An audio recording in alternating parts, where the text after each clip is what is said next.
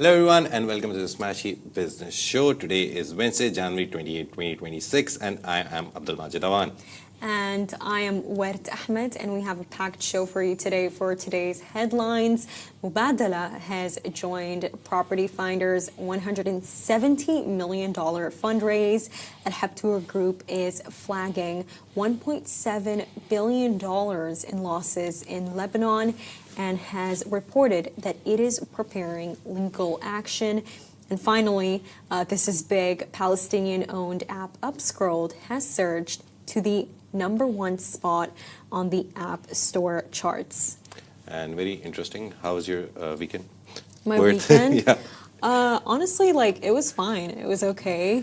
I love weekends to more weekends. Yeah. I just, I don't know, it was okay. It was okay. It was cut off, but it was fine. It was fine because, you know what, usually with 2-day weekends, it's like on Sundays or the next day, you feel this impeding doom of oh my God, I'm coming back. I have to lock in. The feeling comes even though you don't want it to. And that feeling just did not happen to me whatsoever yesterday. Felt like I was on annual leave. I think a lot of jobs which are mechanical or you're doing stuff where you don't need creativity or you don't need a lot of thinking. Like us journalists, we have to look at the stories, find angles and all that. Those jobs, I think, are pretty easy on your brain because you can shut off for the weekend and then come back Monday and start again because it's the same thing that you have to do every day, like PwC people make same presentations every time. No, their job is difficult. It is not. Just making presentation decks. I know so many consultants and I can tell you something, Majid. There is a reason why they have such a quick turnaround and people just say 2 years and go. They become extremely depressed and you can't, these PowerPoints, you're making them for different clients and you're probably making 100 per day. So what is the most difficult part? Choosing a color template? Because everyone is talking about that they just repackage stuff. So choosing the color theme, if we're pitching to Saudi PIF, it should be brown. Exhausting. It's the traveling too. Yeah. I remember I had a friend and she worked for a consultancy and she said that she had to fly to Saudi 4 days of the week. Yeah. And every single time she had to deal with different clients. And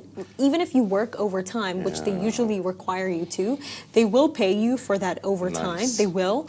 But it is a lot of work, and I think there is a reason why they have the kind of reputation that they do. Yeah. I honestly I'm proud of the people who can do it, who can make that much money from consultancy and keep going and climb up the ladder. Is his name Riyad al-Najjar? He did, him becoming the director of the PwC in Saudi Arabia. It is a big achievement. It's difficult. It is difficult, and you know what? I admit it may perhaps not be for me.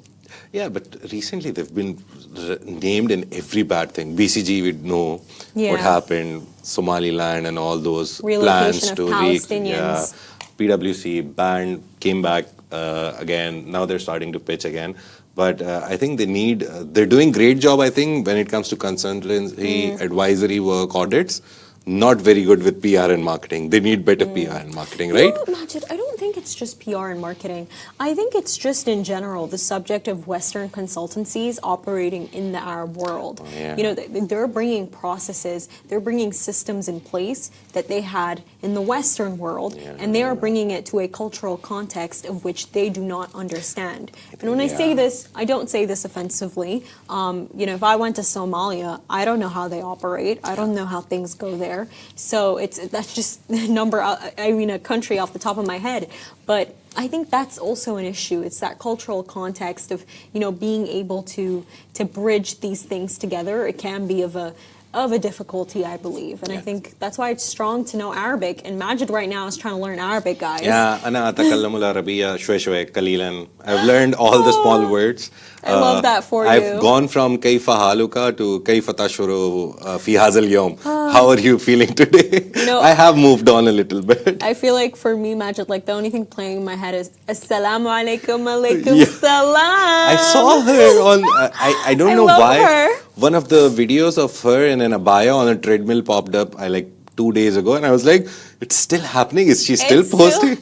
She's not still posting. It's just still trending. Yeah, It's still, right? and you know, she went on this really long live when she was in Riyadh, and it was just so hilarious. But for me, it's Speed. Are you seeing the videos of Speed, Majid? Oh yeah, he was in Africa. I think my he God. concluded it yesterday. He called it record-breaking, Yeah. life-changing, a lot of things. But it's so interesting that tourism before, as we know, was scenic videos of mountains Yeah. and snow and all. Now it's just first-hand experiences of influencers. Go there, experience it firsthand, and show it to the world. And I show Speed. There's no one No, a better showman but right now. His tour, it was so interesting, Majid, Yeah. because I remember when he was in Botswana, I believe, he tried to buy raw diamonds. So I show Speed, he tried to buy raw diamonds, and when he asked them, he's like, yo, like, how much is this? I want to buy this. The workers were like, sorry, we can't sell it to you.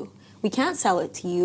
We can't buy it ourselves. And I think it's like some American or Western company that is like controlling who can purchase it. So him just revealing that in itself, Yeah. I was like, oh my God, I need Speed to go to Sudan. Please give them a visit, but they have a war right now. But I don't know. It was just so interesting for me. But before we move on to our main stories, I think at the end of this week, it's going to be really busy for us in Event Circle. We have Web Summit in Doha. I'll be there. Worth will be here covering Sharjah Entrepreneurship Forum. Yes, I will be Really excited, accepting right? all interviews. You know what? I just think I'm just grateful, Majid, that my passport is coming soon. Oh, yes. My Sudanese passport, it's coming soon, and I'm just waiting for the delivery from Aramix. But it's just I'm happy to, you know, see a summit again. It's with SEF, it's so special because it's so well put together. I think for you last year, it was one of the best events. Right? For Honestly, you personally, because I've Bengati, Tawfiq, all of them. Honestly, I met all of them, but not just more of that. I just want to give credit to the organizers of SEF themselves. I think it's the group, a part of Shira. Yeah, Shira. Yeah, they are really good organizers. Yeah. The way that they organize the event, and I think that they just cater to Gen Z. They know how to do it. They know how to do it well. And I think for me, like when I was sitting in that room, Majid, like the AC, I was like, ooh, this is peak. This is peak. I don't want to be sweaty. I don't. It's like, because some summits, that does happen to you, where you're sweating, you can't find a seat. It's not cold enough. The camera is not near enough. So it's just with SEF, they're good organizers, and the team is just really supportive. And they're growing day by day. They're including more and more speakers, like bigger names every year. Web Summit Doha is also happening. It's part of the original Web Summit. I think it's the 3rd edition in Doha. Very interesting event. We'll get you all updates when it happens. We'll keep some things for the event itself. But today, the biggest news is Dubai-based PropertyFinder has raised $170 million from UAE investors, their home turf, obviously. And this takes its total funding over recent months to nearly $1 billion. The round underscores sustained confidence in the UAE's property and classifieds market, even as global real estate faces slowing growth and tighter financial conditions. Mubadala Investment will invest $75 million, while Biko Capital is committing $20 million. The remaining capital comes from an unidentified regional wealth fund, according to PropertyFinder, which said it made room for local investors despite not needing fresh capital. And founder and CEO Michael Lahyani said PropertyFinder still sees its biggest upside in Dubai and Abu Dhabi, where the platform has grown 30% over the past 5 years. He added that welcoming regional investors was strategically important, reinforcing the company's long-term alignment with the UAE market. The latest round follows a $525 million equity investment in September from Permira and Blackstone. They're really just pumping in cash. And weeks later after that, PropertyFinder also secured $250 million in debt financing from Aris Management, strengthening its balance sheet. And the most important part, founded nearly 2 decades ago, the story of PropertyFinder. They compete with Dubizzle in the UAE, which delayed an IPO last year. It was one of the stories of the year. And Bayut, which is backed by Affinity Partners, Layani said an IPO isn't under consideration, calling it potentially dangerous before reaching sufficient scale. Well, I love that Michael was honest with us. He's telling us I don't think we have the manpower right now to IPO, to Yeah. be listed. And it just kind of reminds me of Al-Abbar in 1 Billion Summit when he said that every single time that he's forced to release statements during the year, it's like he feels naked. Yeah. Like he has to give out all of his secrets. But I think with this story, it's nice to see that some of the relationships that these people build hold. And when I say Yeah. that, I'm talking about Bico Capital, them committing $20 million. If you don't know, Dani Farha is like a serial entrepreneur Yeah. and venture capitalist, and he has been backing Michael since like day one. I remember in their panel in Step, Yeah. the kind of chemistry that they have. Like, this guy is really all in for it, and I think that $20 million is such a huge sign. And, during Step, I remember Michael saying, Majid, oh, we are definitely going to IPO, so they're definitely confusing me. I'm Yeah. like, I don't know if you guys want to do this or not. I think the IPO talk will always come up because the region is doing so many IPOs. The main idea is that Saudi market is big for IPOs right now. Foreign investors can now take part in their stock exchange. We talked about it yesterday. We've talked about it a lot since the story first broke at the end of last year that foreign investors can come in. So they bring in billions of dollars, obviously. There is the stock markets here are already open to foreign investors. You can come, invest in DFM, ADX, both of the markets in the UAE. The main problem I see is everyone is waiting for one grand IPO to happen, and then they'll be like, oh, the time is ripe. I think it's not even they're scared of going for an IPO. They're just hesitant. They want to see someone do really great. Lulu did great last year. We saw Talabat doing great. But after all the bell ringing and all the shenanigans, the prices are still now stable. They if they opened at 17, they're still at 17. So the prices didn't go up like crazy. We've seen globally, if you see a lot of IPOs that happened in the last year, a lot of them went up crazy. One of my favorite example was Figma. It was the only technology-based IPO last year in US. The price that they closed everything at, they closed the book at was 33.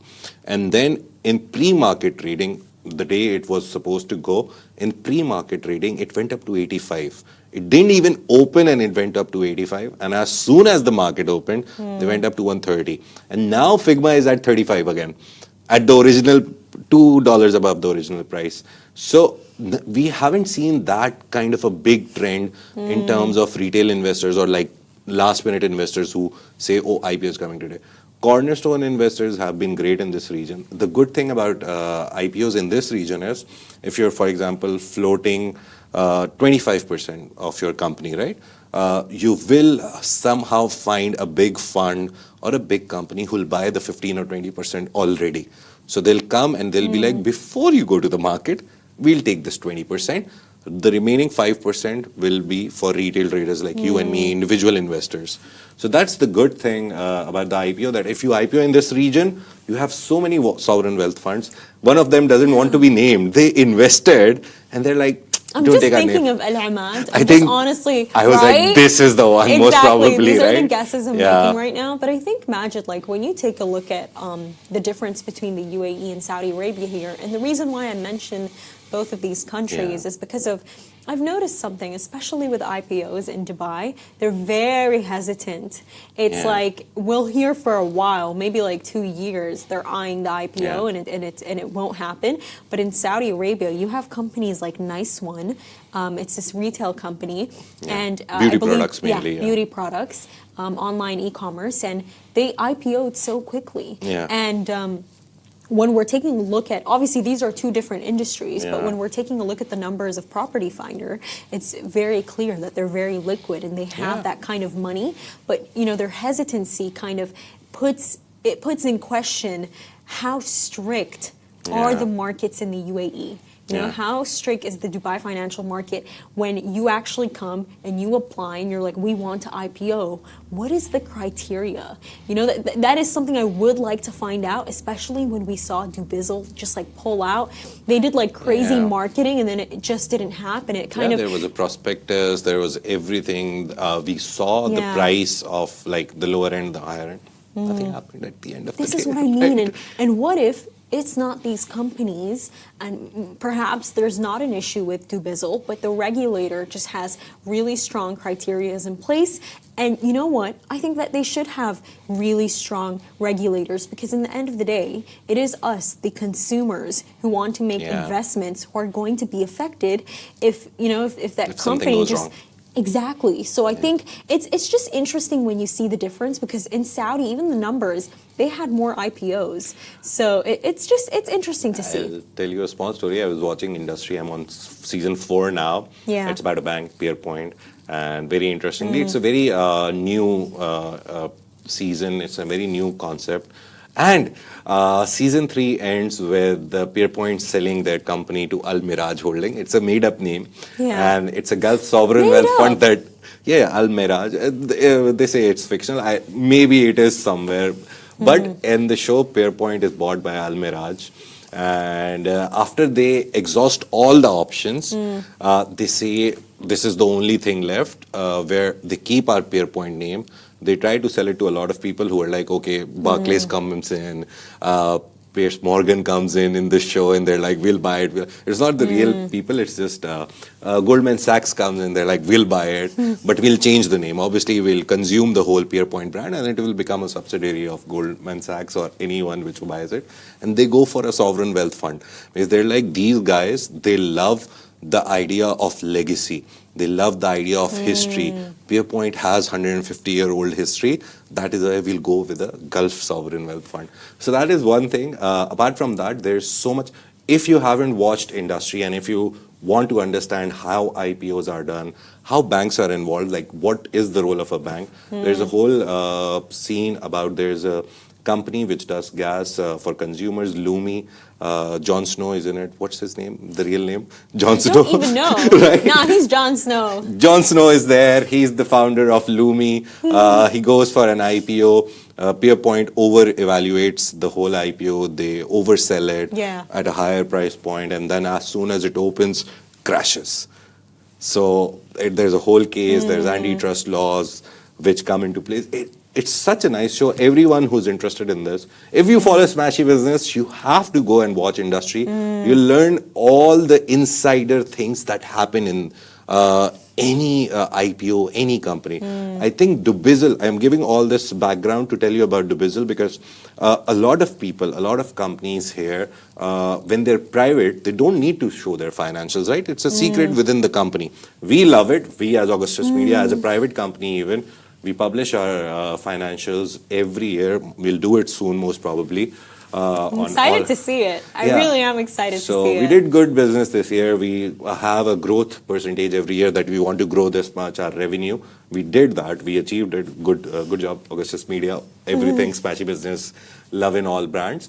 The idea here is, when you're a private company, it's all a secret. You handle it internally.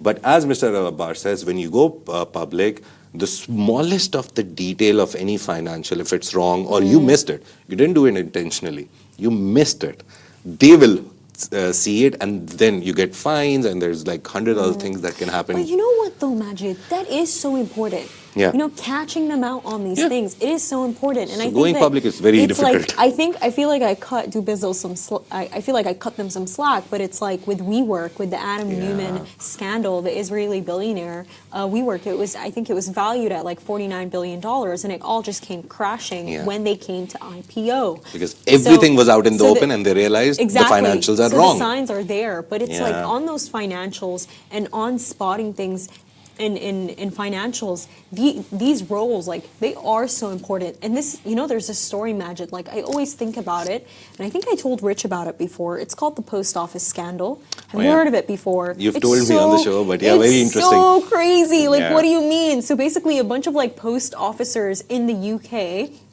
I now remember the name. Basically, there's this Japanese software company called Fujitsu, and they created this system called Horizon for the post office peeps. And so basically what happened is that Horizon, it undercalculated the money. So it basically just looked like a bunch of post officers stole the money. They didn't steal the money. You had over 300 people jailed, 13 people committed suicide.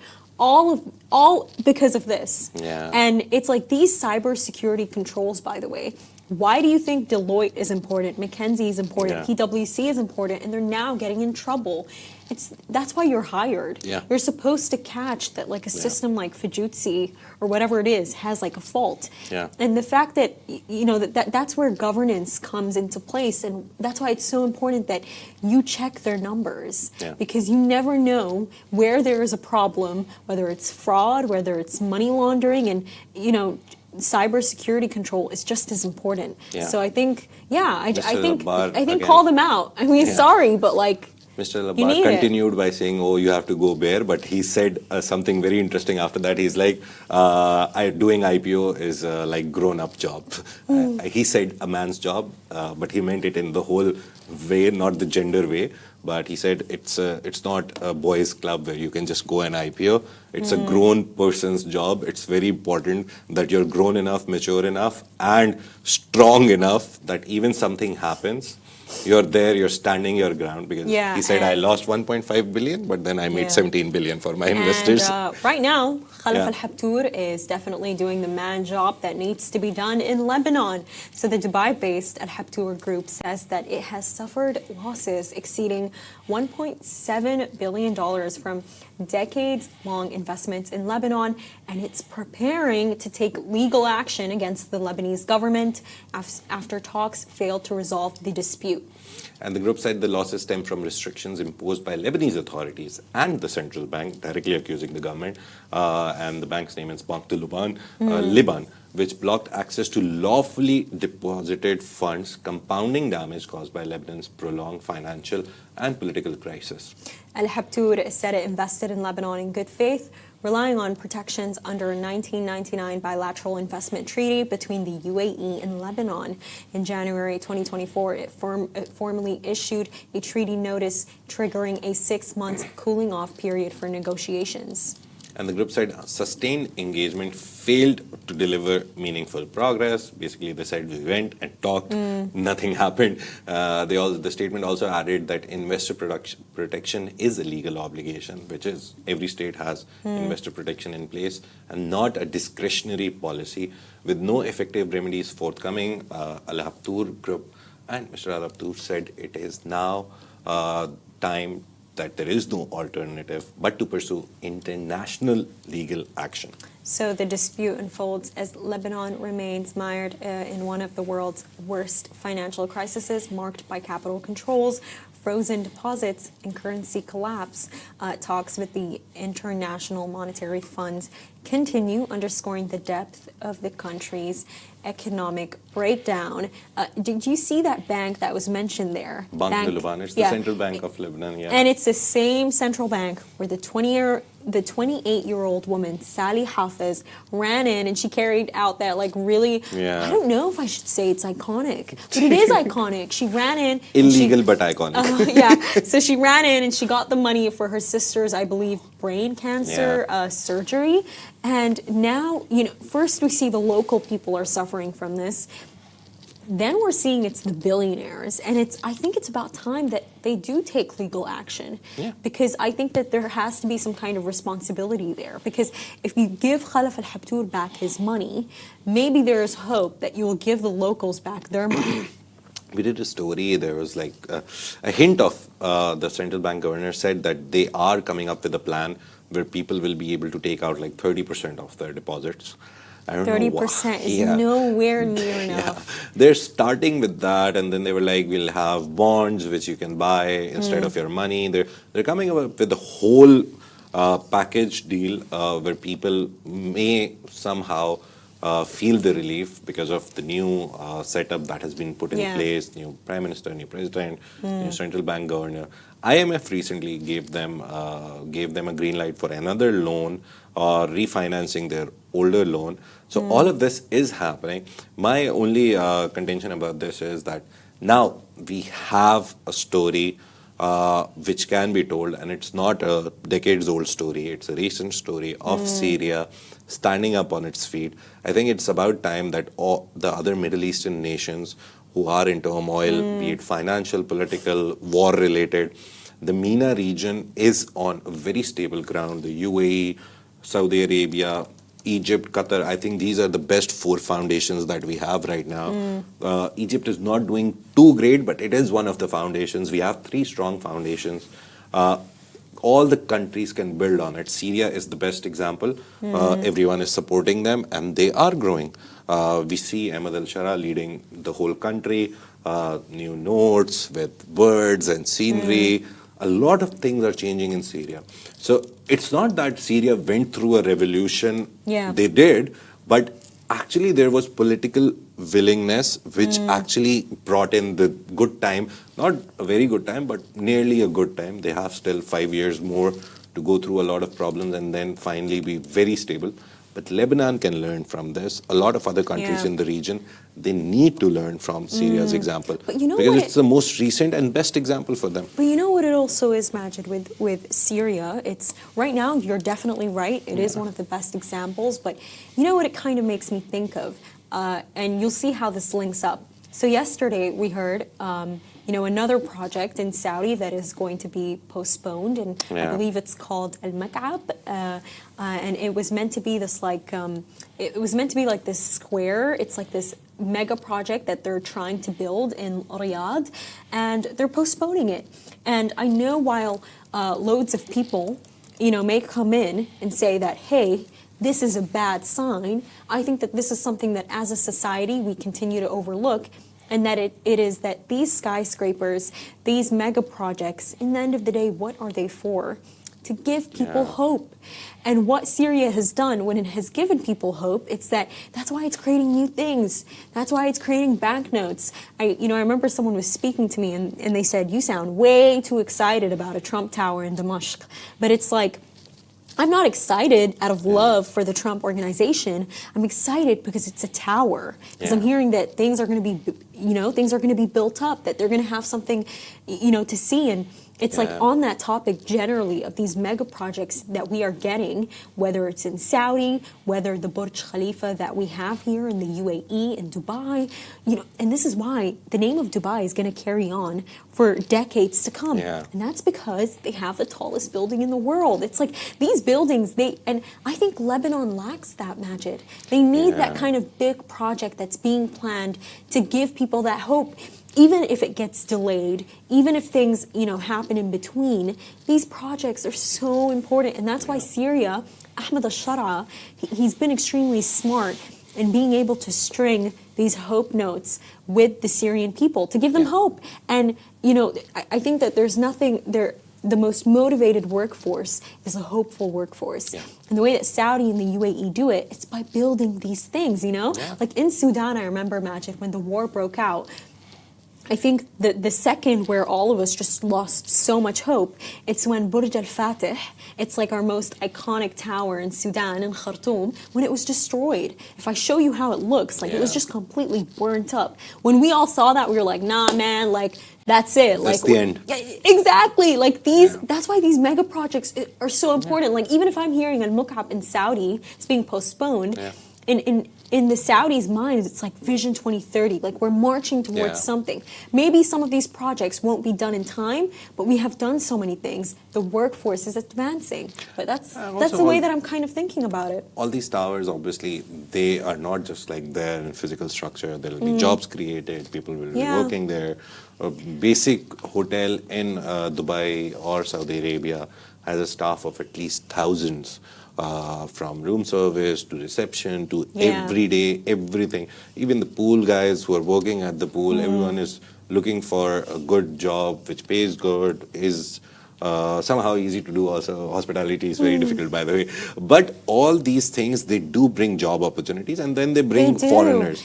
And a Trump Tower shows confidence that, we are building it here. That means we want travelers to come here because we think that it is a safe place to visit. So I think Lebanon needs a Trump Tower also. And it's and you know what, Majid, if you look back at history, if you look back at time, and I think one of my favorites, it was always the Apollo moon landing. The first man to land in the moon, America did it, and they did it in a decade. And in fact, when they first estimated the project, it's actually known as a mega project. When they first estimated back at that time, between the 60s and the 70s, Imagine it was worth $3 billion. Nice. When they were done, it was worth $23 billion. $23 billion Yeah. back in the 60s and 70s is it's around $200 billion today. And, you don't see that kind of commentary happening. Why? Because it gave people hope. And, for some of these Americans, it's like, oh my God, like we're going to beat the commies. But do you see what I'm saying? Yeah. It's like these projects, that's why they're important. Yeah. Even if they're delayed, they create that hope. It was Prince Al Walid bin Talal, right? He's redoing Yes. the whole Yes, Four he is. Seasons. That was Lebanon or Syria? I think it was Lebanon, right? His Syria. Four Seasons hotel in Lebanon. Yeah, it's Lebanon And do you because remember how at that people were time, so excited in Lebanon? yeah, Mr. Khalaf Habtoor was like, I'm picking up my hotel from Lebanon and bring it to some place else, Shipping it right? back. Yeah, so it was Mr. Al Walid. So it shows confidence from Mr. Al Walid that he's he's fine with redoing the whole Four Seasons hotel in Lebanon because he thinks people come. I think Lebanon still has a good tourism industry. It's just you have to carry a lot of definitely cash do. or dollars. But yeah, we have a lot of Lebanese people who go back to their country. They're still happy with it.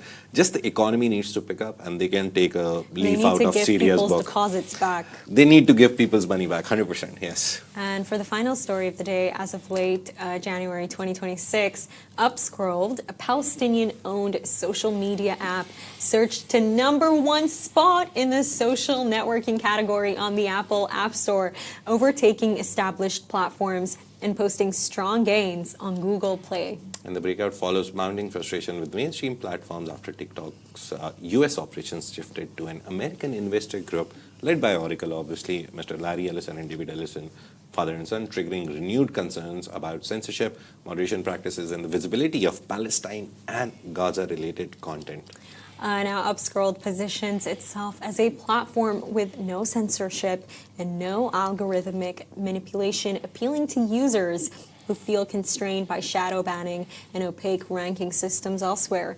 The app markets equal visibility and transparency as its core differentiators in an increasingly regulated social media landscape. And it's founded by Palestinian-Australian technologist Isam Hijazi and launched in June 2025. It's very recent, and the platform recorded a 2,850% spike in daily downloads, forcing rapid infrastructure scaling as demand temporarily exceeded server capacity. Now, whether UpScrolled can sustain momentum remains to be seen, but its rapid rise highlights a growing user backlash against centralized content control and signals renewed appetite for alternative social platforms built around trust, neutrality, and perceived editorial independence. Now, I think with the story of UpScrolled, Majid, I'll tell you why it excites me much more than there being an alternative. I will be honest with you. TikTok is not going away from me. I love TikTok. Are you joking? And now you have MGX, who owns like 15% of it, the Abu Dhabi-based technology investor. So for me, it's working normal. I'm enjoying it. I know that some people are saying that, TikTok pushes you into content that causes brain rot and, you need education and entertainment. I want brain rot. I want that kind of entertainment on TikTok. But the reason why this app excites me so much, I would say much more as a journalist. I think that throughout the year, we don't see that many things that go that trending. Yeah. And right now, this app is so viral. It's like everywhere. Everyone's talking about it. And it's just, for me, it's like, I love seeing this kind of success. I think that this is... I will give you two examples. Threads came by Meta. They tried to rival X through Threads. No one uses it. They're trying to monetize. That is part of their plan. Whereas they have their earnings today after market closes, Meta. Apparently, they're supposed to beat all the estimates by analysts. The thing is that they're trying to monetize Threads now. So Threads will be able to accommodate ads now. But Thread came, I went on Thread, everyone went on Thread. It was linked with your Instagram. It was like a quick sign up. A lot of people wanted the first mover advantage, but it couldn't be monetized in the traditional way that Meta platforms work. So Thread is dead. Blue Sky, another one of ex-founders, Twitter founder basically, not ex-founder, X is by Elon Musk, Twitter founder, goes on, builds Blue Sky. I don't think you use it, right? Nope. So a lot of apps have emerged, and as soon as an app comes, there is great chatter about it. UpScrolled, obviously 2025 June, it's like just like 6 months, 7 months ago, 100% there will be chatter about it. But the very first roadblock that they faced, that their servers went overboard, they couldn't handle all the signups, that shows that they were not prepared for it. And that too, I'm not saying he's a bad founder, I'm just saying that when you build something, you always plan for all contingencies. And that is where I think now, if he stumbled on the first block, a lot of people will pull out. Investors, I'm not talking about users. Users would love it because, again, Palestinian founder, the whole story around it. Oh, we want to rival TikTok because it's Palestine. Can we really fault him? I mean, it I'm not started saying in fault June him. of 2025. How would Yeah. you know that it's going to blow up this much? Yeah, the thing is, when you're building something with the story that this app is telling, UpScrolled, that, oh, a Palestinian-Australian founder has a problem with Palestinian and Gaza censorship on TikTok, he should know that it will blow up. There's like, how many? Nearly 2 billion Muslims in the world I out don't of think 8 billion. Mossad will back out easily from that one. Right? So, one, he should have been prepared. You are always prepared. Like, when you launch a basic website, there's a stress test that you do that, oh, what if 1 million randomly appear on my website? Will it hold? So, I think that was the first roadblock. It's not a negative sentiment from my side that, oh no, he stumbled on the first block. People stumble on the first block and then they finish the race first. The idea is to hold this level of attention that he's getting. How will we sustain it? I haven't used it. I will use it 100% to see what the whole hype is about. But I think the idea of the app's philosophy, sorry if I'm saying this, but it's exactly like what Elon Musk says, that I need X for everyone. Come and say whatever you want. So openness, no barriers, Trying to no democratize censorship. it. But at the same time, Elon's chatbots are like really weird. They're really biased. But if we stick to the original format of like me writing something and posting on X, this is, I think, in video form, right? UpScrolled is rivaling TikTok, so it'll be most probably in video form. Both of them have the same concept. We covered Pavel Durov yesterday that he wrote a scathing remark about WhatsApp that you should not expect privacy. Elon Musk retweeted his post and said, yes. So a follow-up on that. But I think right now, if you talk about the champions of privacy, of data and everything, and openly saying whatever you want, I think Pavel Durov and Elon Musk are in the same boat. They support each other on X. They retweet each other's stuff. That's what Amjad Masad himself said, the Replit founder, the founder of the software builder. He said that he believes what gave him that kind of that free speech and to say whatever he wants. Who made that space in big tech was Elon Musk. And listen, So I think we should give Majid loves credit. him. I'm not sure if I I'm a don't love fan. Elon Musk. It's just that the whole idea of having a free hand on social media comes from Elon Musk. Richest man in the world, owns so much, is going for nearly a 1 trillion IPO for SpaceX soon. One of the best IPOs to look forward this year. He has contacted a few banks, just segue into some global things as well. The main idea is he is right now the champion. He has the money to put where his mouth is, kind of a situation. X has gone through a lot of problems recently of sexualizing content. Everyone was posting pictures and be like, put this person in a bikini or remove this and that. It went through all of that. I think a lot of Shian countries. Hitler one? There was this entire Hitler conspiracy where it's just that he would be great as a leader in the modern world. It's so crazy. The main idea is this app is here to stay. How he sustains it, Hijazi, right? Al-Hijazi. I would love to see him become Tariq Mansour of Kalshi or Amjad Masad of Replit. But now is the time where he decides what his next step is. And he needs to contact maybe Amjad Masad and all the Middle Eastern founders that, bro, I think this is what because we're I doing. think that through Tech for Palestine, the incubator for the company, I'm pretty sure that Amjad Masad is connected with Tech for Palestine. It's so interesting, but all of these people, they're in the same network and they're backing each other. And Paul Bigar is the head of this whole initiative. Yes, we interviewed him at Web Summit last year, and again, going before ending the show, Web Summit next week, 1st, 2nd, 3rd, 4th Feb. SEF Yeah, this weekend, over Saturday, this weekend. Sunday. You'll see Majid in Qatar, and I'll be over in Sharjah. And that's a wrap for today, everyone. Thank you so much for tuning into the Smashi Business Show. Make sure to follow us across all social media channels at Smashi Business. And stay ahead with our daily newsletter. You'll find the subscription link in the description. This has been a Smashi Business Show, a Smashi Business production, part of the Augustus Media podcast network. A big shout out to more than 2 million monthly listeners across all platforms. You make this possible if you're one of them. We appreciate you. Have a great day, and we will see you tomorrow on Thursday. Bye-bye.